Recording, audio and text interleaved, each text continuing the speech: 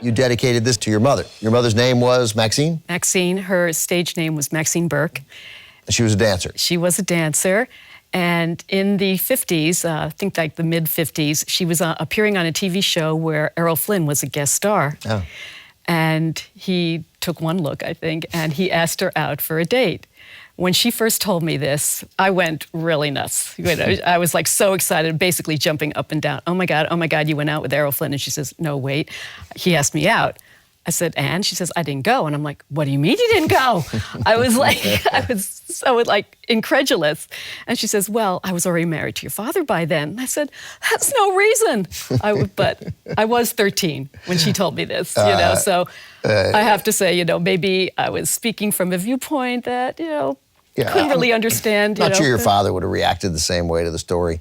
Was there a fleeting moment in your 13-year-old head where you thought, maybe Errol Flynn is my father? That is the very first time I've ever heard that question. I've put that in your head. That's good, right? Well, you do love the movie, I'm just saying. I do, but no, I trust my mother on this one. Yeah, she's probably right. Although, I don't think I ever quite forgave her for not taking him up on the offer. Did your mother love this movie too, by the way? Oh, yes. Every time I had it on, she would sit down and watch it too. Yeah. As I say, we loved watching movies together. I like the love scene, when he climbs up the wall and visits Maid Mary, and that's so beautiful.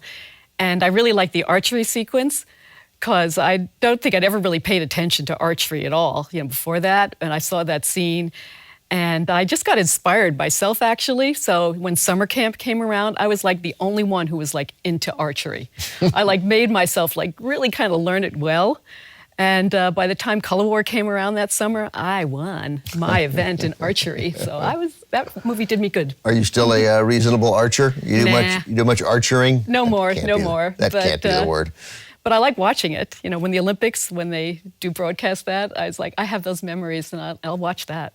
Your father was a composer. Mm-hmm. You note always in films, you always hear the score very clearly. Oh, yes. What do you appreciate? What's a good thing to take away from Eric Wolfgang Korngold's score here of The Adventures of Robin Hood? He seems to really nail the mood in every scene. I mean, the introduction of Alan Hale when he's walking along and he's whistling, and it's a tune called Summer Is A-Comin' In. And I recognized it when I was in a Renaissance medieval singing group. And I got so pleased because I know what that is. And he was just wonderful in giving themes to all the characters and really picking up the action and enhancing it even more. He was just brilliant at that. Karen, thanks so much. Great job. This was fun. Oh, I had such a good time. Thank you. Good. That does it for our fan programmers tonight, but I'll be back tomorrow with 2 more guests and 2 more films to dedicate. Until then, enjoy what we have coming up next on TCM. And of course, our movies are always uncut and commercial-free.